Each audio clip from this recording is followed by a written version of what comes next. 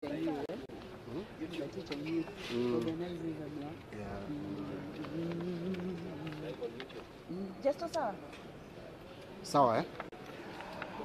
you very much, members of the Fourth Estate. As you can see, we are a number of members of Parliament here who are sponsored to Parliament, both Senate and National Assembly, through NASA ticket. And we have a number of our supporters here. We are so many we may not introduce each one of us who is here, but we have Senator Agnes Zani, whom you also know is doubling also as the Secretary General of the ODM party. We have Senator Ledama of Narok. We have a number of MPs here. We have Dr. Nyikal, we have Nyangu Kuyu, we have Mheshimiwa Karan, Senator Were is here, and then we have, I call him Senator Sifuna because he is actually, were it not for the Faranga, your computer, he would probably be the Senator of Nairobi today.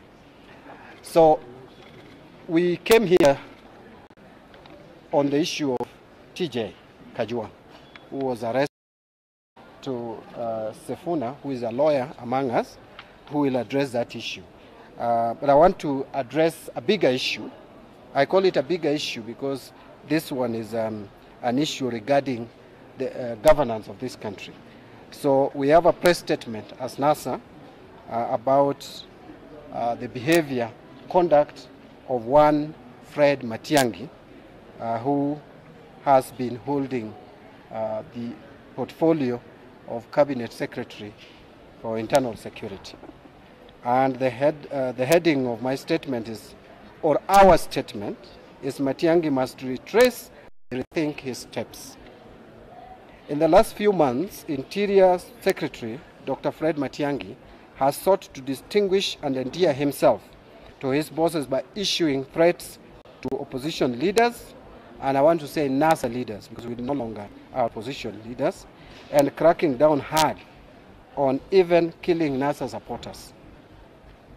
Dr. Matiang'i must be thinking he's being innovative and original as he flaunts imaginary powers and basks in imaginary greatness. But Dr. Matiang'i may not know it. He is actually on a familiar and beaten path. The path of threats, arrests, killings, and psychophancy that Matiang'i is on was the one chosen by the likes of the late Hezekiah Oyugi, Okiki Amayo, George Saitoti, Joseph Olelenku, and Joseph Nkaiseri, among others. Kenya has had an unfair share of politicians who thought psychophancy and closeness to the presidency was enough insurance against the excesses they defended. They found out late or never did at all because the system they eloquently defended eventually mauled them. Tom Kenyatta's right-hand man. He stood with Kenyatta against Kenyatta's perceived enemies. He engineered changes to the constitution to protect Kenyatta. Remember, he's the one who even initiated a move to split the vice presidency of this country into 8. He devised political schemes to cut Kenyatta's opponents to size. He was master of ceremonies at independence celebrations where Kenyatta was declared prime minister. Then Kenyatta came for him. Within a mere 6 years after independence, Kenyatta was sitting at the funeral service of Tom Mboya, the person who was the master of ceremonies at the independence celebration. Tom was Kenyatta's ablest ministers, the architect of Kenya's modern development. We have heard of sessional papers that were originated by none other than Thomas Joseph Mboya, popularly known as Okeogo Odhiambo, where he came from. They cleared him, and Kenyatta lost no sleep.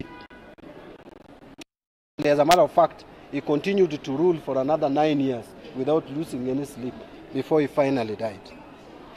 Dr. Robert Ouko did his all, defending the KANU regime robustly and eloquently, locally and abroad, but they came for him. The list is long and endless.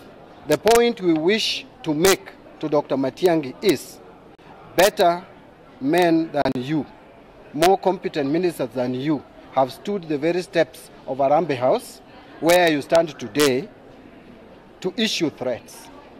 We were not scared then. Kenyans were not scared then. They have never been scared. We will not be scared now. Yes. And Dr. Matiang'i has come and shall go in infamy as many of his predecessors have. Dr. Matiang'i must work to secure Kenyans by upholding Constitution and not be a hatchet man for a dictatorial regime out to use security forces to intimidate and even eliminate political opponents. In the meantime, we call on our supporters not to allow fear to enter their hearts. At moments like this, the temptation is there that you may feel subdued, you may feel intimidated, you may feel threatened. But we want to urge our supporters across the country, and we are the majority in this country. NASA has the majority of the supporters. We want to appeal to them to stand firm. We wish to tell our people, you have nothing to fear. You have not broken any law. You are in your country. We have nothing to fear. We must just stand firm. We have not committed any offense. We have faith in our Constitution and the commitment of our judiciary to hold our liberties against this. But finally, we must remember that we gave ourselves the power of sovereignty in this country by enacting 2010 Constitution and embedding the power of the sovereignty which we took to the people under Article 1 of the Constitution. The people of Kenya should be prepared. This war may not be won in any institution like Parliament or even the judiciary. We know judiciary is doing their best to help bring back sanity to this country. But in the absence of that, the best way, the best place that this war may be fought and won is outside in the streets. And I'm sure very soon, very, very soon, we are likely to have our supporters take back again the power, as we have told them previously, the power that we know they have, and that is the power to be on the streets. I want to conclude by saying that I've heard Matiang'i talking of investigations about the activities of what happened on Tuesday this week, where we were swearing in the people's president of the Republic of Kenya on Tuesday, that they are investigating to find out those who attended that, what they call illegal assembly, and to arrest. We want to make work very easy to them. Let them tell us which police station is ready to receive us. Then we will ask our near 3.3 million Kenyans who attended Uhuru Park to one day, let them give us a date. We are ready to be there even next week on Monday, all of us, or next week on Tuesday, or even now, we can invite Kenyans who appeared for the oath-taking ceremony on Tuesday to be present there, so that we can all be charged at once, and then our case can be transacted. If we are to be locked in for life, then so be it. I am told they have threatened to hang us. If they are going to hang the 3-point-something million Kenyans in a day, or in a whatever period, we are ready for it. But let Matiang'i not be misled into thinking that by arresting a few leaders, by intimidating us, by closing the media, by making Kenya ungovernable, that is going to intimidate these leaders. They are not about to. You can see the smiling faces all over. I am sure none of us is about to be intimidated. I want to ask... we will do that. So what we will do, I will ask Lawyer Sifuna to just make quick remarks. Then we will have Honorable MP Dan Manzo to also make some remarks. Thank you. And Senator Mutula Kilonzo Jr. is here, who is also the Secretary General of the Great Party of White. Thank you very much, Chairman Badi. As members of the media, you have been with us here since morning. We were here in the morning to await the arraignment in court of Honorable TJ Kajwang. He was actually brought to the precincts of the court, but at around 10:30 a.m., we were informed that he was needed back at the CID county headquarters, just here near Integrity Center. So I left in the company of Honorable TJ Kajwang in the same police vehicle And I was also accompanied by the Senator for Homa Bay, the Honorable Moses Kajwang, who was in another vehicle. But when we arrived at the CID county headquarters here in Milimani, we were forced into separate vehicles. I was myself bundled into a Subaru vehicle, and the Honorable TJ Kajwang was bundled into a white double cab vehicle and driven away to an unknown location. So as we speak right now, Honorable Kajwang is being held in Comunicado without council present and at an unknown location, and we have been unable to reach him on phone. We have had several rumors that probably he's being taken to Ngong Locots. We have sent one team there to confirm the same. But at the same time, our able lawyers, led by my seniors, the Honorable Manzo and Honorable Mutula Kilonzo, have approached the High Court and they have obtained certain orders which I will now allow the Honorable Manzo and the Honorable Mutula Kilonzo to brief you on that particular matter. Thank you. Thank you. Yes, sir. As soon as those events happened, we have prepared a certificate of urgency, which has been certified by the court. And we've been ordered to serve it to the DPP by 3 p.m. The DCI has also been ordered to give the lawyers, myself and Mutula Kilonzo and Mr. So this application to release him on bond will be heard tomorrow first thing in the morning at 9 o'clock before Justice Kimaru, who has issued us these orders. So right now we're going to serve the DPP and then serve the DCI so that he can show us the whereabouts of the Honorable TJ Kajwang. In the event the DCI of the Honorable TJ Kajwang. Senator. Yes, thank you. We brought to the attention of the judge that something very unusual has happened today, that the police have used the courthouse as a roundabout to continue the impunity of withholding Mheshimiwa Kajwang against the law, because they were supposed to produce him within 24 hours.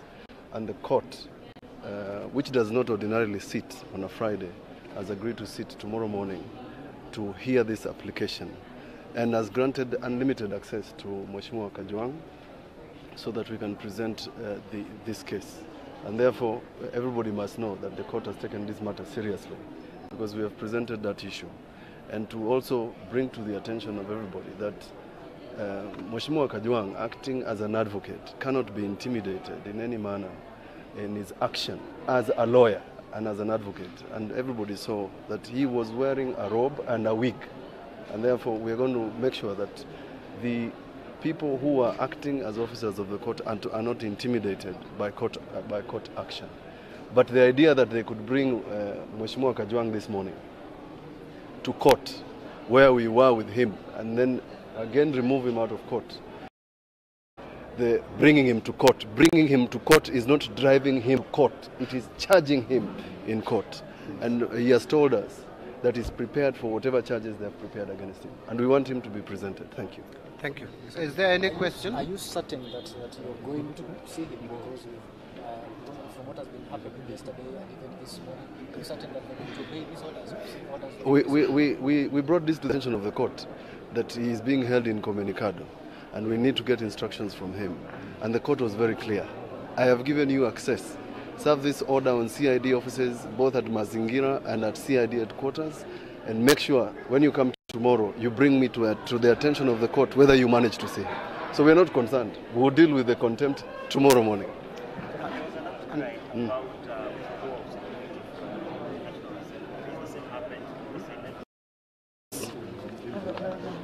Those members of parliament whose security were withdrawn have not been returned. As I said yesterday, I still don't even have the full list. But to me, that is a peripheral matter. I don't have security and I'm secure. I can protect myself. I was cracking a joke yesterday that I'm walking with stones in my pocket. So whoever comes around should be prepared for war. So as we speak, anyway, to cut the whole story short, none of us has gotten back his security. I've already written to the Speaker of the National Assembly complaining on behalf of the members of National Assembly who have lost their security because I'm the. You asked a question about the police ignoring the court order. I think our constitution has not been set aside. If it has, then they will disobey. And we need to be told if our constitution has been suspended. If it has been suspended, then we should know so that we also start acting outside the constitution.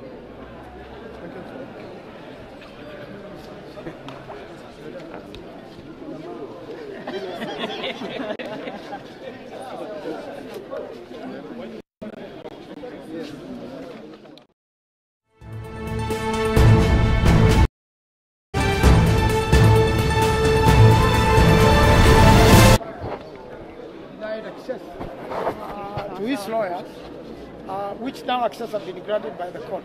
The order is being extracted right now by one of our assisting lawyers, and we'll be able to serve it this afternoon.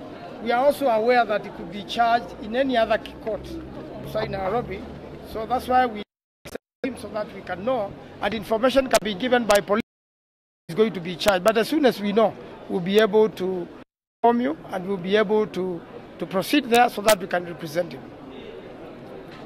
Done.